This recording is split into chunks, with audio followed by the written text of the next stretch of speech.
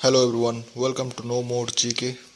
और आज का ये स्टैटिक जीके पूरे के पूरे कंप्लीट स्टैटिक जीके पढ़ा जाएगा। पूरा प्लेलिस्ट आप लोगों के लिए बना जाएगा। और आज का पहला क्लास ही रहेगा हमारा क्लासिकल डांस। पूरे के पूरे क्लासिकल डांस हम एक सेशन और एक क्लास में हम पूरा का पूरा ख़त्म करेंगे, ठीक है। नमस्कार। चलिए आज एक ऐसे सफर पर निकलते हैं जहां कहानियां शब्दों से नहीं बल्कि इशारों से कही जाती हैं, जहां इतिहास पन्नों पर नहीं बल्कि मंच पर जिंदा होता है। आज हम भारत की आत्मा के उन पन्नों को पलटेंगे जो गति में लिखे गए हैं। तो सवाल ये उठता है कि हजारों साल पुरानी किसी कहानी को, किसी विरासत को आज के जमाने में कैसे सुनाया जाए, उसे पीढ़ी दर पीढ़ी उसी जोश और उसी असलियत के साथ कैसे पहुंचाया जाए। और भारत में इसका जवाब हमें मिलता है मंदिरों की दीवारों पर बनी मूर्तियों में, गुरुओं की सिखाई बातों में और नर्तकों के हर एक मूव, हर एक एक्सप्रेशन में। जवाब गति में ही लिखा है। तो चलिए अपने सफर की शुरुआत करते हैं उस नृत्य से जिसे कई दूसरे शास्त्रीय नृत्यों की मां कहा जाता है। हम बात कर रहे हैं तमिलनाडु की धरती से निकले भरतनाट्यम की, जो भारत का सबसे पुराना क्लासिकल डांस फॉर्म है। इसे अग्नि नृत्य भी कहते हैं। पता है क्यों? क्योंकि इसके पोजेज, इसकी तेज रफ्तार बिल्कुल एक पवित्र आग की लपटों जैसी लगती हैं। और शायद इसकी इसी गहराई और प्राचीनता की वजह से इससे बाकी शास्त्रीय नृत्यों की जननी का दर्जा मिला है। भरतनाट्यम की एक बहुत ही कमाल की बात है एकाहार्य का कॉन्सेप्ट। जरा सोचिए, एक ही डांसर एक ही परफॉर्मेंस में अपने एक्सप्रेशंस और बॉडी लैंग्वेज से कई अलग अलग किरदार निभा जाता है। कभी वो माँ है, कभी योद्धा, तो कभी भगवान। यह दिखाता है कि इस कला में महारत हासिल करने के लिए किस दर्जे का हुनर और मेहनत लगती है। अच्छा, अभी हम दक्षिण भारत में ही रहेंगे क्योंकि कला का ये खजाना यहीं तक सीमित नहीं है। यहाँ कुछ और भी अद्भुत नृत्य शैलियां हैं। तो हमारी अगली मंजिल है आंध्र प्रदेश, जहां हम कुचिपुड़ी की रंगीन और नाटकीय दुनिया को देखेंगे। ये सिर्फ एक डांस नहीं बल्कि अपने आप में एक पूरा थिएटर है। देखिए, कुचिपुड़ी में डायलॉग भी हैं, एक्टिंग भी है और जाहिर है डांस तो है ही। इसकी ज़्यादातर परफॉर्मेंस भागवत पुराण की कहानियों पर बेस्ड होती हैं और इसमें कुछ बहुत ही खास चीज़ें हैं, जैसे मंडुका शब्दम यानी मेंढक की कहानी और जल चित्रण नृत्य, जिसमें डांसर पीतल की थाली पर खड़े होकर अपने पैरों से पानी में पेंटिंग बनाता है ना कमाल? चलिए अब चलते हैं केरल। यहाँ की कहानी और भी मज़ेदार है। यहाँ एक ही राज्य से दो बहनें जैसी डांस फॉर्म्स हैं, लेकिन दोनों का मिजाज, दोनों का अंदाज एक दूसरे से बिल्कुल जुदा है। एक तरफ है कथकली। ये बेहद ड्रामेटिक है। इसमें डांस, म्यूजिक, एक्टिंग सब कुछ है। इसमें कलाकार बड़े बड़े रंगीन मेकअप और कॉस्ट्यूम पहनकर देवी देवताओं और राक्षसों की कहानियां दिखाते हैं। और दूसरी तरफ है मोहिनी अट्टम यानी मोहिनी का नृत्य। ये महिलाओं द्वारा किया जाने वाला एक बहुत ही कोमल और सुंदर सोलो डांस है जो भगवान विष्णु को समर्पित है। तो दक्षिण की लय और ताल के बाद अब हमारा सफर हमें ले चलता है उत्तर भारत के मैदानों की ओर।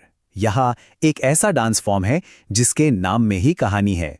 जी हाँ, हम बात कर रहे हैं कथक की। ये शब्द बना है कथा से और कथक कलाकार को कहते हैं कथाकार यानी कहानी सुनाने वाला। वो अपने पैरों की तेज थिरकन, चक्करों और चेहरे के हाव भाव से पूरी की पूरी कहानी सुना देते हैं। कथक की कहानी भी बड़ी दिलचस्प है। ये उत्तर प्रदेश के मंदिरों में शुरू हुआ और फिर मुगल बादशाहों के दरबारों तक पहुंच गया। वहीं इसे अपना आज का शानदार रूप और अंदाज मिला। खासकर अवध के आखिरी नवाब वाजिद अली शाह ने इसे 19वीं सदी में बहुत बढ़ावा दिया। अब देखिए, जब एक कला अलग अलग गुरुओं से होकर गुजरती है तो उसमें नए नए रंग आ जाते हैं। कथक के साथ भी यही हुआ और इससे बने 3 बड़े स्कूल या घराने। एक है जयपुर घराना, जो अपनी बिजली जैसी तेज फुटवर्क के लिए जाना जाता है। दूसरा है लखनऊ घराना, जो नज़ाकत और अभिनय पर जोर देता है। और तीसरा है बनारस घराना, जिसकी जड़ें जमीन और आध्यात्मिकता से जुड़ी हैं। अच्छा, उत्तर भारत से अब हम चलते हैं पूरब की ओर, जहां की नृत्य परंपराएं मूर्तिकला की खूबसूरती और भक्ति की गहराई से सराबोर हैं। ओडिशा का ओडिसी नृत्य देखकर ऐसा लगता है मानो मंदिर की पत्थर की मूरत में जान आ गई हो। इसकी जड़ें बहुत पुरानी हैं, उदयगिरी खंडगिरी की गुफाओं तक जाती हैं। इसकी चौक और त्रिभंग जैसी मुद्राएं शरीर को एक मूर्ति की तरह खूबसूरत आकार देती हैं और 20वीं सदी में इंद्राणी रहमान जैसे कलाकारों के बदौलत इसे दुनिया भर में पहचान मिली। असम की हरी भरी वादियों से आता है सत्रिया नृत्य। ये सिर्फ एक कला नहीं बल्कि भक्ति और आध्यात्मिकता का एक जीता जागता जरिया है। इसे 15वीं सदी में महान संत शंकरदेव ने वैष्णव धर्म के प्रचार प्रसार के लिए बनाया था। हमारी पूरब की यात्रा मणिपुर में पूरी होती है मणिपुरी नृत्य के साथ। यह डांस राधा और कृष्ण की प्रेम कहानियों को बहुत ही कोमलता और नज़ाकत से बयां करता है। इसमें पुंग या ढोल की मधुर लय होती है और नागबंद मुद्रा इसकी खास पहचान है, जिसमें शरीर को 8 के आकार में घुमाया जाता है। तो ये सारी कलाएं, ये हजारों साल का सफर तय करके आज तक हम तक पहुंची कैसे?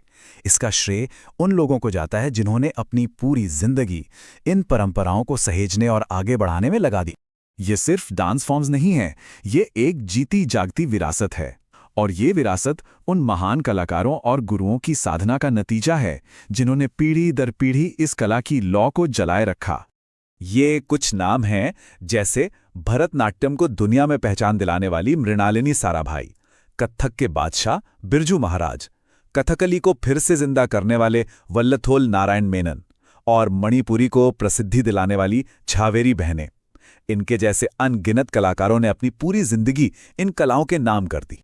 तो मंदिरों के आंगन से शुरू हुआ ये सफर आज दुनिया के बड़े से बड़े मंचों तक पहुंच चुका है। और ये कहानी, गति और भावनाओं की ये कहानी आज भी कही जा रही है और हमेशा कही जाती रहेगी।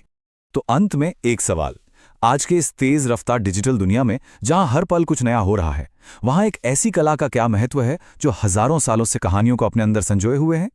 शायद इसका जवाब हमें ये याद दिलाता है कि कुछ कहानियां वक्त से भी ज्यादा ताकतवर होती हैं।